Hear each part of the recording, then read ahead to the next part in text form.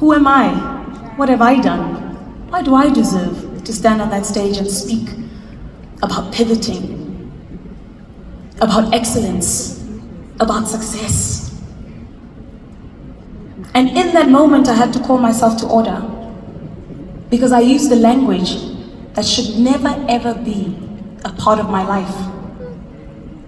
Who am I not to be? Who am I not to be? I stand here firmly. I stand as one, but I come as 10,000. Because I know that for as long as I step into my power, for as long as I dare greatly, for as long as I'm in the arena, even the harshest critic stands no chance with me. Even the harshest critic.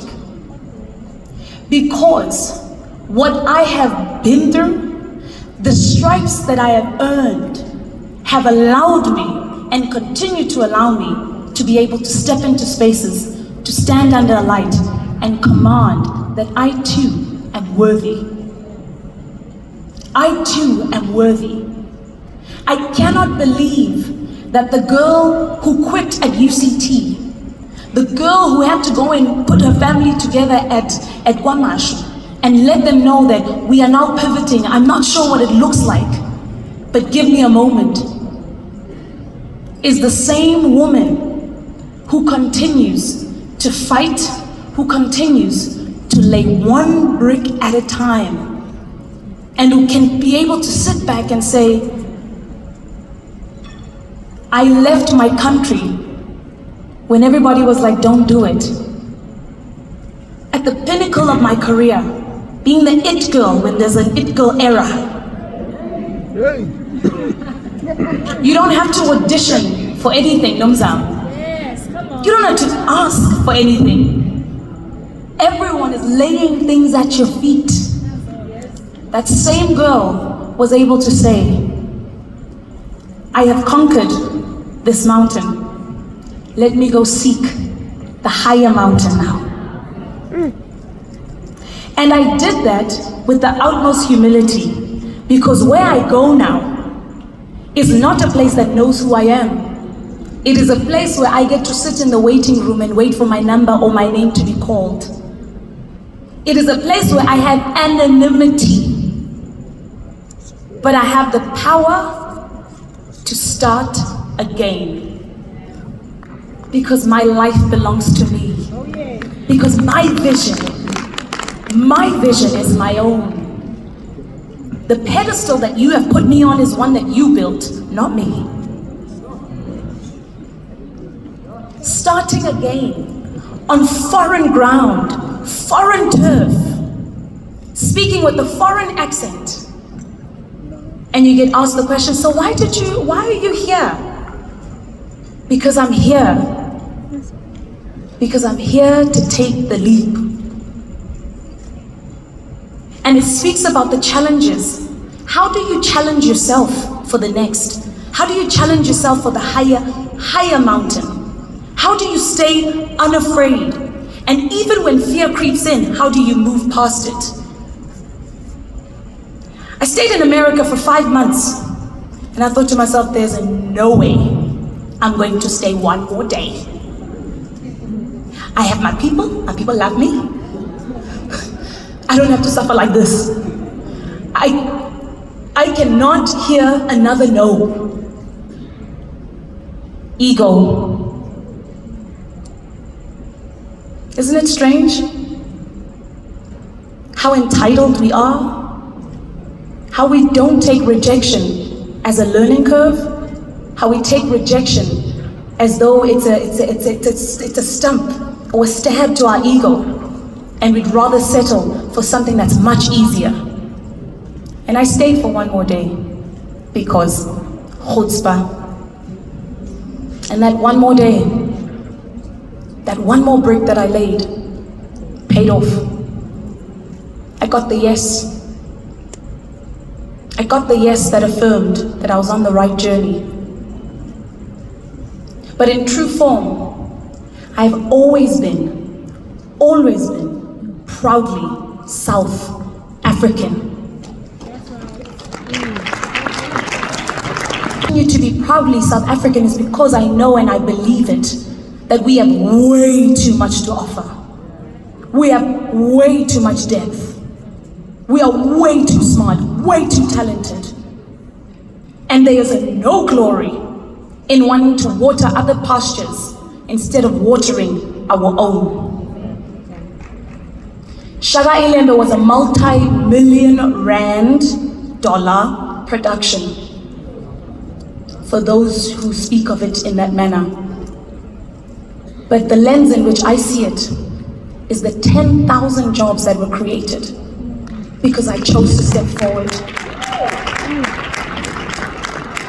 Because I chose to collaborate across. I looked across the people who I knew had the skills, who I knew shared the same vision, who I knew were just as passionate about who we are as a people. And that's who I wanted to collaborate with. So as you continue on your journey, in your life journey, in your entrepreneurial journey, think about who you're collaborating with. Think about the lens in which you see your life. Think about the language in which you speak about and towards yourself and towards your business and towards your life. Is it a language of progress? Or is it a language of seeking perfection? Because if it is the latter, it's going to take you much longer. But if it is the former, you learn better, you learn quicker, and you do better. One of my favorite things that I always go back to, besides staying foolish and staying hungry, was when Matthew McConaughey won his Oscar. And he got up on stage and they asked, and he started his speech and he thanked his wife and thanked his family. And he said, there are three things that I live by. One is who I look up to. The second is who I look forward to. And the third is who I continue to look ahead to. He said, I look up to God because I know that nothing that has happened in my life has been of my own doing. There has to be a higher power that has orchestrated all of this. What he looked forward to? His family, because his family grounds him. Because those are the people that remind him of who he is. And then he said the third thing. He said a man came to him when he was 13 years old and asked him, who do you want to be when you grow up? Or what do you want to be when you grow up? And he said, I want to be me in 10 years' time. Okay. He said, in 10 years, that man found him. And he said, okay, who's your hero now? And he asked him if he was his own hero. He said, maybe in 10 years' time. Are you your hero now? He said, no. So he said, every single moment, every single second, every single minute, he is constantly chasing himself. And that gives him the pursuit. So I hope that we never, ever settle. I hope that we know that the power of success is in the pursuit. That it is not about the goal, that it's always about the journey. Tonight I wear a dress by Tebe Magugu. I was intentional about wearing this dress because if there's anything that we can be able to learn from that incredible, incredible human, is the power of relentless pursuit and staying true to who you are and being uncompromising in your vision, even when you are placed in spaces that are not of South Africa. Tonight, I also want to share that I'm a homeowner.